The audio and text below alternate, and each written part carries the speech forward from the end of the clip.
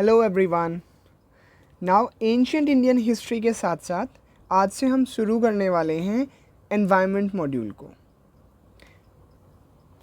I hope आप लोगों को ये प्रोग्राम्स पसंद आ रहे हैं और समझ भी आ रहे हैं, है ना।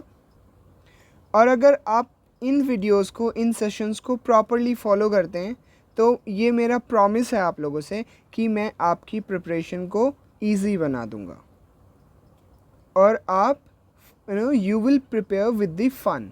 आपको प्रिपेयर करने में मज़ा आएगा फिर, है ना। इतना जितना बिल्कुल डिप्रेसिंग माहौल में लोग प्रिपेयर करते हैं, आपको वो सब नहीं करना पड़ेगा और इससे आपका कॉन्फिडेंस भी बूस्ट होता है। You will be very confident. जब आप एग्ज़ाम हॉल में जाते हैं तो आपका कॉन्फिडेंस कुछ अलग ही लेवल का होता है। ओके, सो आज से हम शुरू करने वाले हैं एनवायरनमेंट एंड इकोलॉजी मॉड्यूल, जो कि प्रीलिम्स के लिए तो बहुत ही ज़्यादा ज़रूरी है। मेंस में भी 2 से 3 क्वेश्चंस इससे आते हैं, है ना। और प्रीलिम्स में तो हमें पता ही है अराउंड 18 to 20 क्वेश्चंस इससे आते हैं। ओके, सो अब हम स्टार्ट करेंगे environment and ecology. So environment and ecology module, जो कि मैंने एनवायरनमेंट एंड इकोलॉजी के सिलेबस वाली वीडियो में बता रखा है that we have divided this module into 6 parts.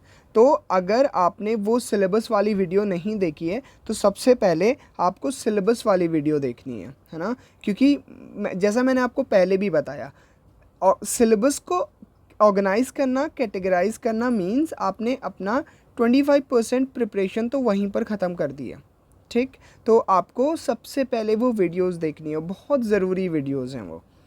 तो आप शुरू करते हैं। तो एनवायरनमेंट मॉड्यूल को हमने 6 पार्ट्स में डिवाइड किया था। पार्ट नंबर 1 था basics of ecology. Part number 2 में हमने इकोसिस्टम के बारे में पढ़ना था। Part number 3 biodiversity. Part number 4 was about climate. Part number 5 था environment related laws and environment related movements. Part number 6 में हमने environment related organisations and initiatives. तो ये हमने पूरा सिलेबस मैंने एक्सप्लेन किया था and this is syllabus. Okay, तो आज हम शुरू करेंगे पार्ट नंबर 1 से। देखो, हम ना ऐसे जब हम तरीके से चलते हैं, एक सिस्टमेटिक वे में चलते हैं तो चीज़ें बहुत आसान हो जाती हैं, है ना। हम ऑर्गेनाइज़ कर रहे हैं पूरे सिलेबस को, ठीक, अपनी प्रिपरेशन को बहुत ऑर्गेनाइज़ कर रहे हैं। सो पार्ट नंबर 1 से शुरू करेंगे and then we will move जैसे मैंने ये पार्ट में डिवाइड किया हुआ है। पार्ट नंबर 1 है बेसिक्स ऑफ इकोलॉजी, ठीक। Okay, so basics of ecology के मैंने 3 सब पार्ट्स किए थे। सब पार्ट नंबर 1 था बेसिक टर्म्स एंड डेफिनेशन। सब पार्ट नंबर 2 जिसमें हमने बायोटिक एंड एबायोटिक फैक्टर्स पढ़ने थे। एंड सब पार्ट नंबर 3 जिसमें हमने energy flow and energy diagram and other diagrams इसमें हमने पढ़ने। तो आज हम शुरू करेंगे सब part number 1 which is basic terms and definitions. Okay, so basic terms and definition, ये सारी बेसिक डेफिनेशंस हैं जिनके बारे में, जिनकी एक्चुअली में हमें डेफिनेशन ही पढ़नी है। और इससे रिलेटेड क्वेश्चन जो हैं वो स्टेट पीसीएस में ज़्यादा आते हैं, है ना। सो और कभी अगर हमें डेफिनेशन की ज़रूरत पड़ती है मेंस में, तो वहाँ पर भी हम इन डेफिनेशंस का यूज़ कर सकते हैं, ठीक है। सो ये सारी डेफिनेशंस हैं जिनके बारे में आज हम पढ़ने वाले हैं। Landscape, environment, ecology, ecocline and eco type, eco species, invasive species के बारे में पढ़ेंगे, keystone species, then ecosite, ecological succession, edge effect क्या होता है, ecotone, niche, biosphere, biome, ecosystem, community, population and what is organism. तो एक एक करके हम इन डेफिनेशंस को पढ़ते हैं। जो आपको याद रखना होगा, मैं हर लाइन में, हर कॉन्सेप्ट में आपको बताता रहूँगा कि ये चीज़ आपको याद रखनी है। आपको बिल्कुल भी प्रेशर नहीं लेना है कि कितनी सारी चीज़ें याद रखनी। जितनी भी चीज़ें आपको याद रखने की ज़रूरत होगी, चाहे वो प्रीलिम्स पॉइंट ऑफ व्यू से हो या मेंस पॉइंट ऑफ व्यू से, मैं आपको बताऊँगा कि ये वाली इन्फॉर्मेशन आपको याद रखनी है, ठीक है। तो वॉच दीज सेशंस लाइक, जैसे मैंने पहले ही बोला था, आप ऐसे देखें बिल्कुल फ्री माइंड और जैसे आप मूवीज़ देखते हैं, ठीक है। ओके, तो अभी हम पढ़ेंगे ऑर्गेनिज्म की डेफिनेशन।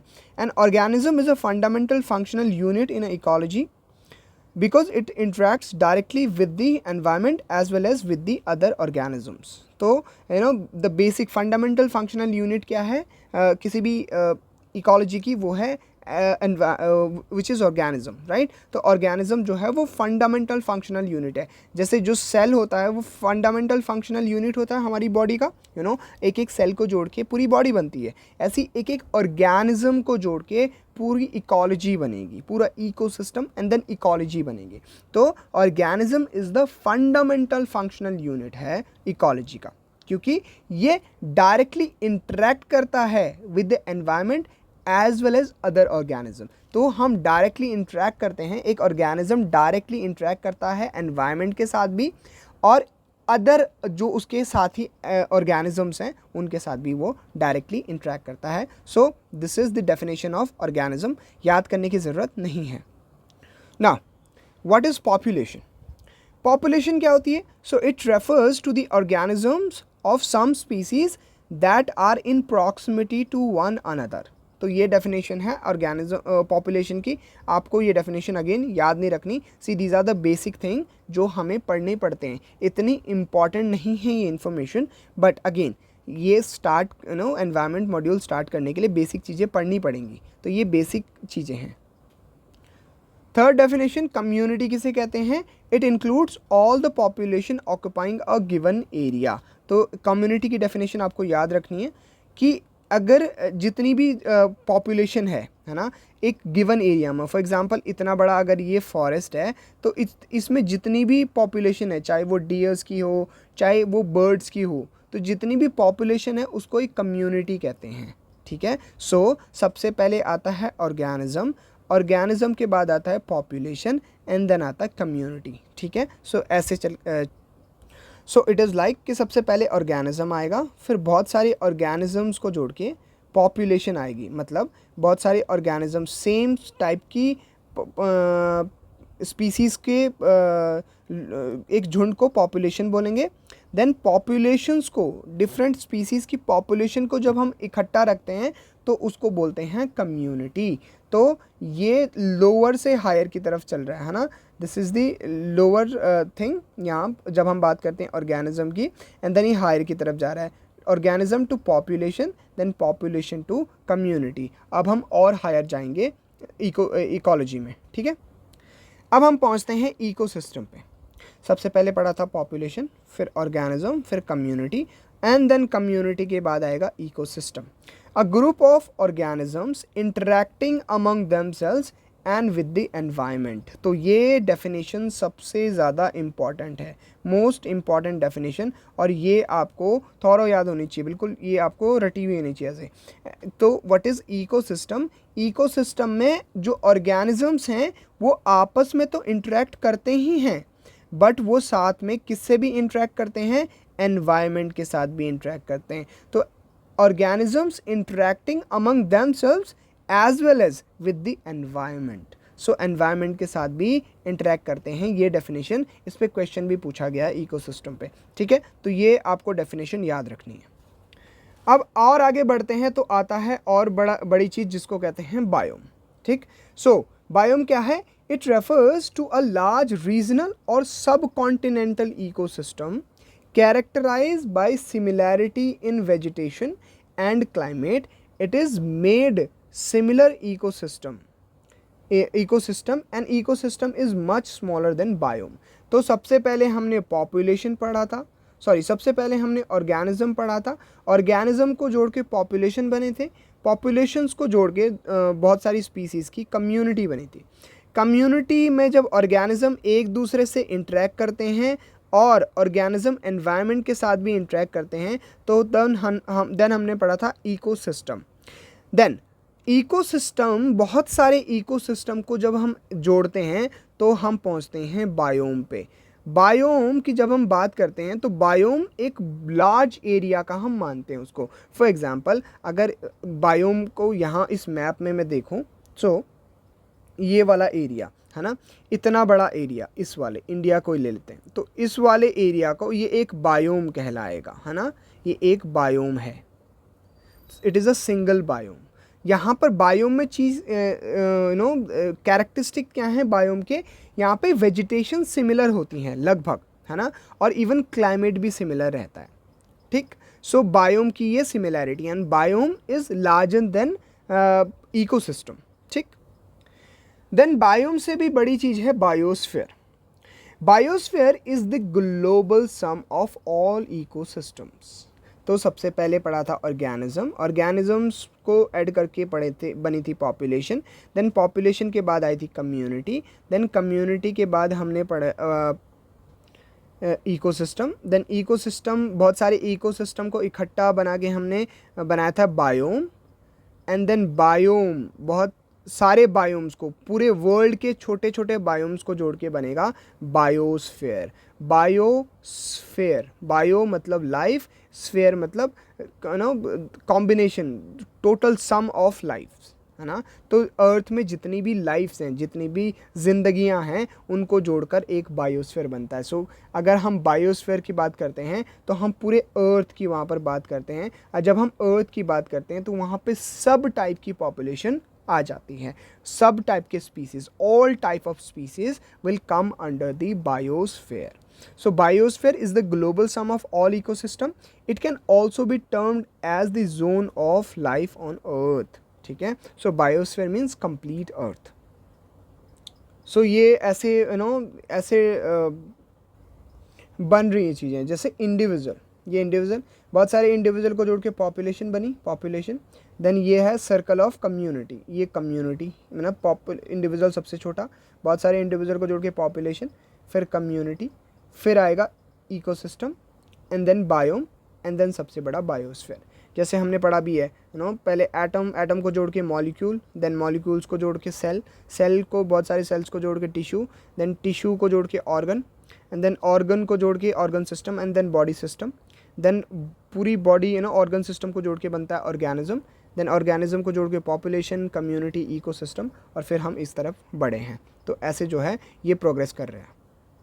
नाउ अगला टर्म है landscape. What is landscape? And landscape की डेफिनेशन भी इंपॉर्टेंट है.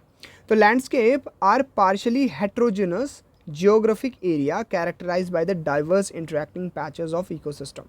So different ecosystem in a single area, उसको कहते हैं landscape, ranging from relatively natural terrestrial and the aquatic ecosystems such as the forest, grasslands and lake to human dominated environments including agriculture and urban setting.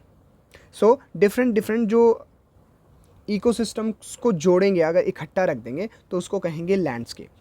ठीक है. सो landscape, this is it. अगर आपको landscape की definition याद भी रखनी है तो इतनी याद रखनी है, दैट्स इट. ठीक है. आई होप आपको लैंडस्केप समझ आया. लैंडस्केप का मतलब अगर हम डिफरेंट हेट्रोजिनस इकोसिस्टम्स को इकट्ठा रख देंगे सो उसको कहेंगे लैंडस्केप. फॉर एग्जांपल यहाँ पर देखिए, यहाँ पर वाटर इकोसिस्टम है, यहाँ पर forest ecosystem, may be this cold desert and desert ecosystem. So ये तीन टाइप के इकोसिस्टम अगर इकट्ठा आ जाएंगे तो उसको बोलेंगे हम लैंडस्केप. ठीक है. Then ecology. What is ecology? So ecology का मतलब the scientific study of plants and animals in relation to each other and to their environment. So ecology is a term जहाँ पर जिसको हम यूज़ करते हैं जब हम स्टडी करते हैं, साइंटिफिक स्टडी करते हैं एनिमल्स और प्लांट्स की और उन दोनों के बीच के रिलेशन की, इवन उनके रिलेशन विद द एनवायरनमेंट की. सो दिस इज़ इकोलॉजी. ठीक. Ecology is a study of relations between plant and animal and the relation between animals with the environment and plants with the environment. So this is a term named as ecology. What is environment? Environment की definition important है और state PCS में इससे questions भी आते हैं. So what is environment? Environment, it is the surrounding of an organism including both living and non-living component. This line is very important. जब हम बात करते हैं environment की तो environment मतलब वहाँ पे living चीज़ें अभी आएंगी, वो तो आएंगी प्लस नॉन लिविंग चीज़ें, है ना, नॉन लिविंग चीज़ें भी आएंगी. फॉर एग्जांपल अगर मैं एनवायरनमेंट की बात करूं तो living things like we are interacting with the living things, है ना, प्लांट्स के साथ अगर हमारा कोई इंटरेक्शन है या एनिमल्स के साथ हमारा कोई इंटरेक्शन है, बट हम नॉन लिविंग के साथ भी इंटरेक्ट कर रहे हैं. फॉर एग्जांपल सॉइल के साथ इंटरेक्शन, है ना, फॉर एग्जांपल अदर थिंग्स जो कि नॉन लिविंग चीज़ें हैं उनके साथ इंटरेक्शन. तो जब हम बात करते हैं एनवायरनमेंट की, सो एनवायरनमेंट मीन्स ये एक तो सराउंडिंग है, हमारे चारों तरफ जितनी भी चीज़ें हैं वो हमारा एनवायरनमेंट है. तो हमारे चारों तरफ जितनी भी चीज़ें हैं उसमें लिविंग चीज़ें भी आती हैं और नॉन लिविंग चीज़ें भी आती हैं। तो 2 types of component, living component and non living component. आपको ये वाली लाइन इंपॉर्टेंट याद रखनी है कि जब हम एनवायरनमेंट की बात करते हैं तो वहाँ पे लिविंग कंपोनेंट तो है ही है, साथ में नॉन लिविंग कंपोनेंट भी आता है। Now what is niche definition? So different species may share or live together in an ecosystem, but each species has unique way of living within it.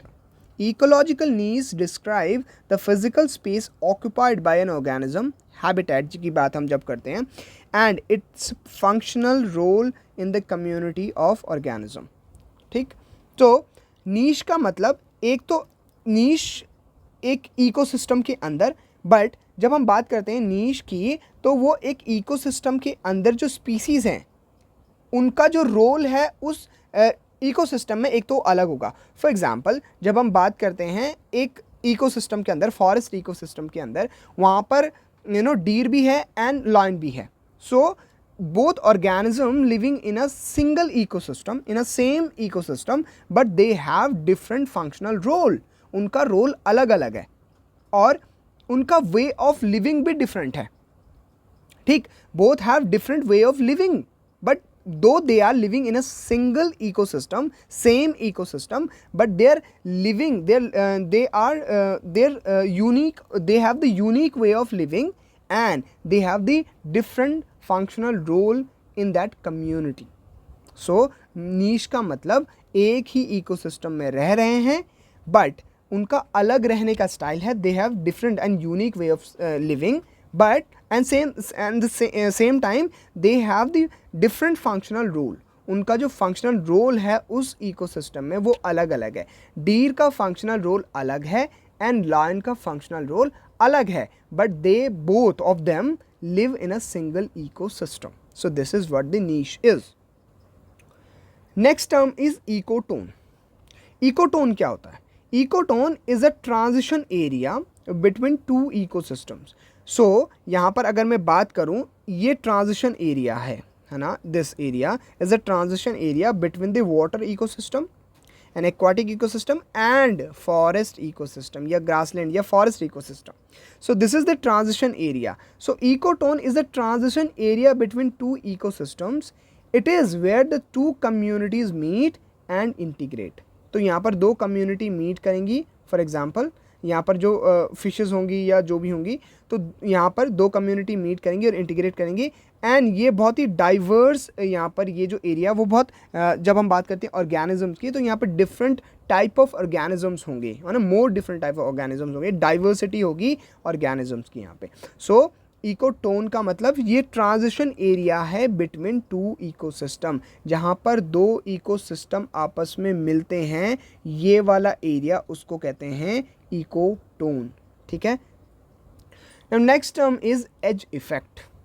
As effect क्या होता है? And this is very important.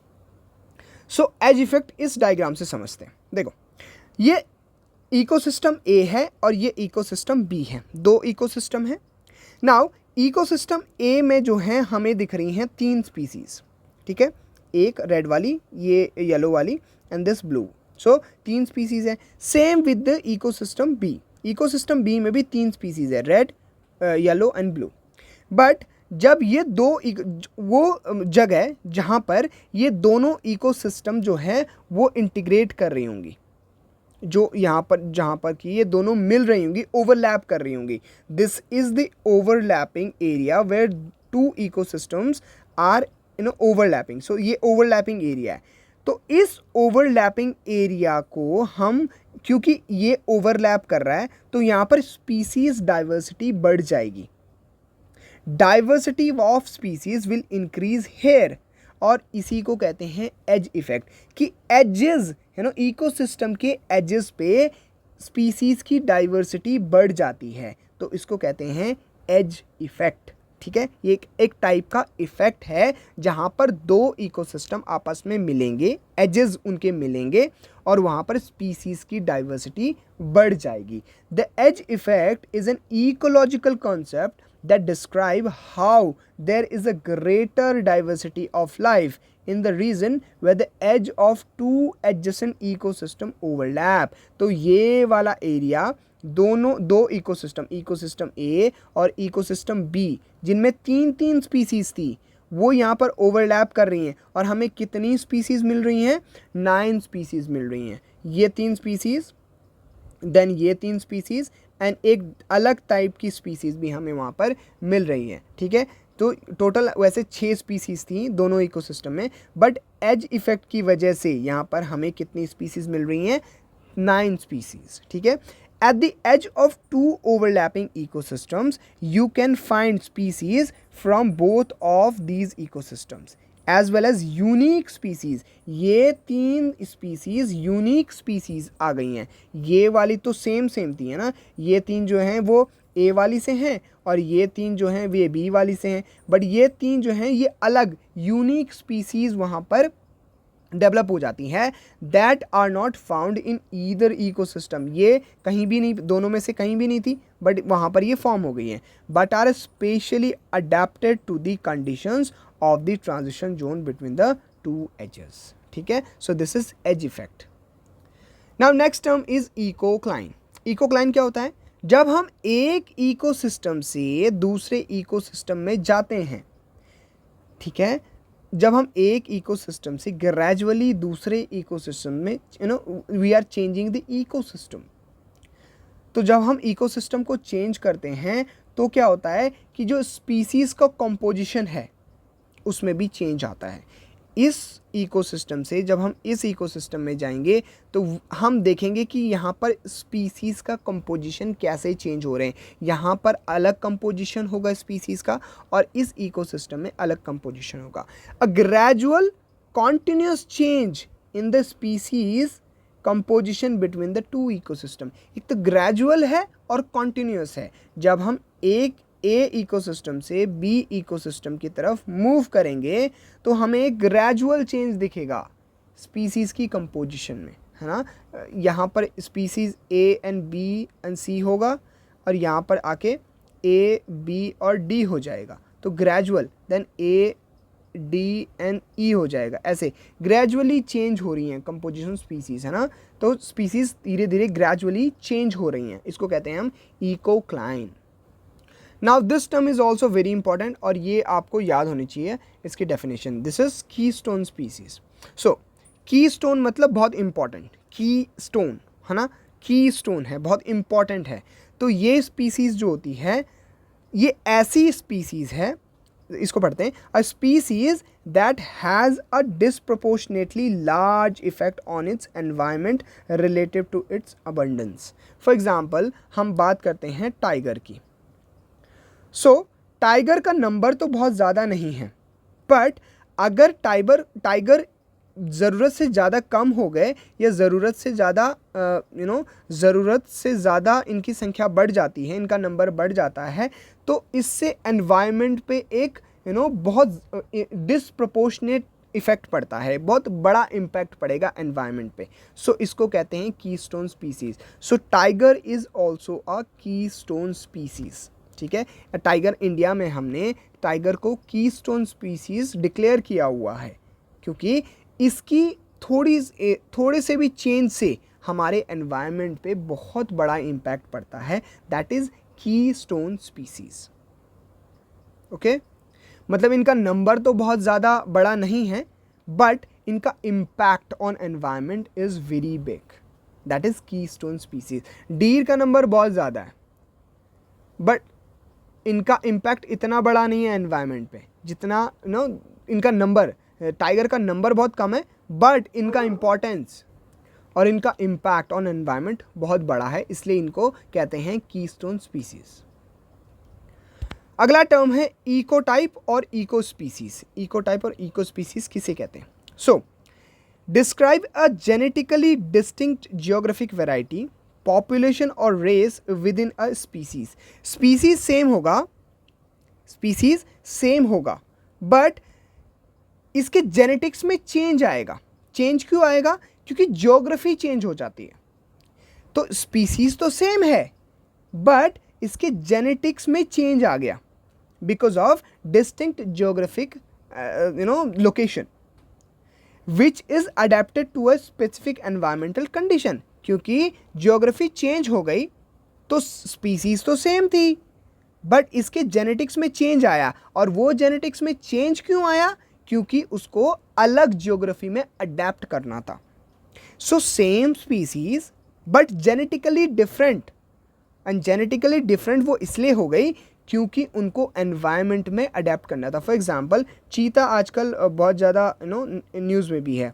सो चीता is a same species, है ना। Indian चीता and African cheetah हम लेके आए हैं, स्पीसीज तो सेम है, but they have different genetic, they genetics उनका डिफरेंट है। क्यों?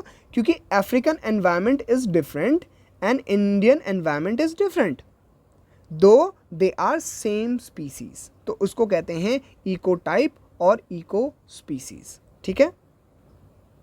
Now another very important term, invasive species. So invasive मतलब बाहर से आई हुई और इन्वेड कर दिया।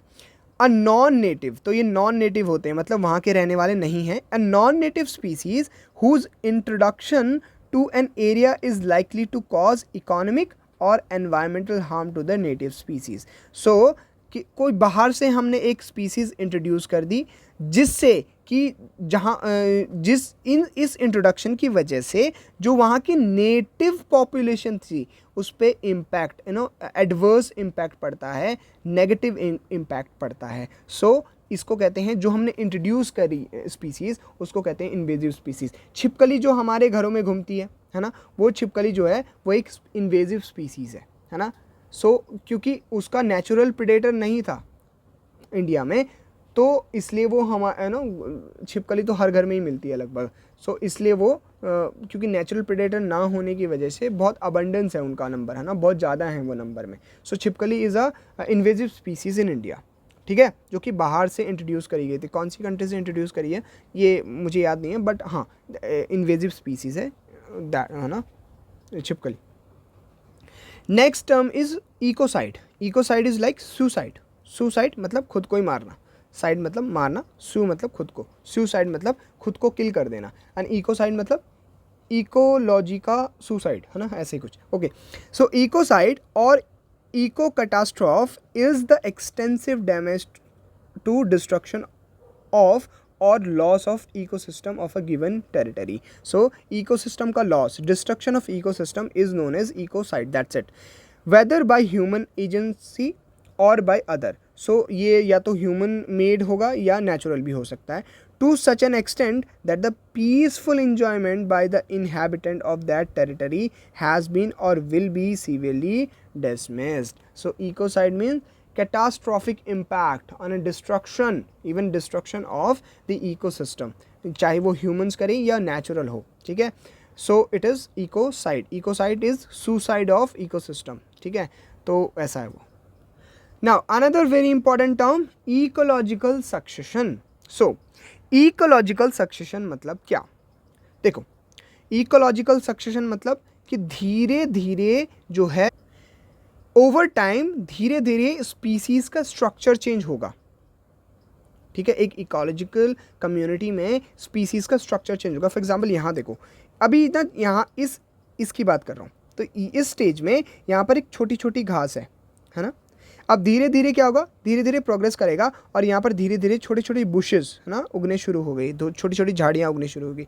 धीरे धीरे और प्रोग्रेस किया तो यहाँ पर बहुत बड़े बड़े पेड़ शुरू हो गए। एक्चुअली यहाँ से शुरू हुआ था, ठीक, और धीरे धीरे यहाँ पर फिर बहुत फॉरेस्ट बन गया, बहुत डेंस फॉरेस्ट बन जाते हैं यहाँ पर। सो दिस इज इकोलॉजिकल सक्सेशन।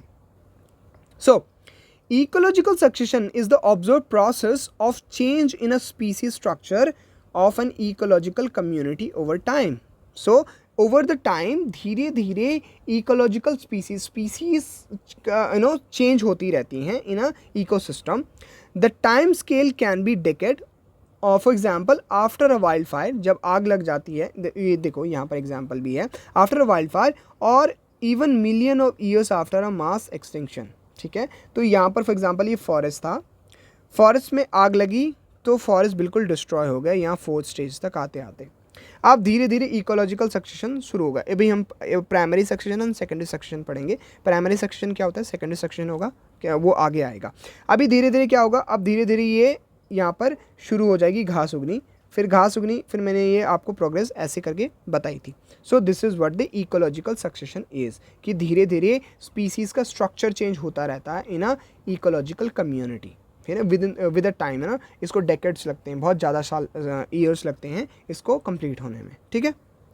और इकोलॉजी में ये चलता रहता है, इन इकोलॉजिकल कम्युनिटी ये चलता रहता है। फिर प्राइमरी सक्सेशन और सेकेंडरी सक्सेशन में भी हम पढ़ेंगे कि कैसे पहले प्राइमरी सक्सेशन होता है, देन वो डिस्ट्रक्शन हो जाता है पूरे इकोसिस्टम का, फिर सेकेंडरी सक्सेशन वहाँ से शुरू होता है। तो उसको आगे बढ़ते हैं। So this is the primary succession and secondary succession. So primary succession मतलब gradual growth of an ecosystem over a longer period of time. So यहाँ पर देखते हैं, ये रहा प्राइमरी सक्सेशन। देखो यहाँ पर रॉक्स थे, धीरे धीरे बारिश हुई होगी तो धीरे धीरे क्या बना होगा, ये धीरे धीरे यहाँ पर लाइकन्स, बेयर रॉक पे जो सबसे पहले ऑर्गेनिज्म आते हैं वो लाइकन्स आते हैं। तो धीरे धीरे लाइकन्स यहाँ पर उगने शुरू हो गए होंगे, फिर धीरे धीरे करके यहाँ पर छोटे छोटे पौधे, छोटे छोटे ग्रासेस उगनी शुरू होंगी।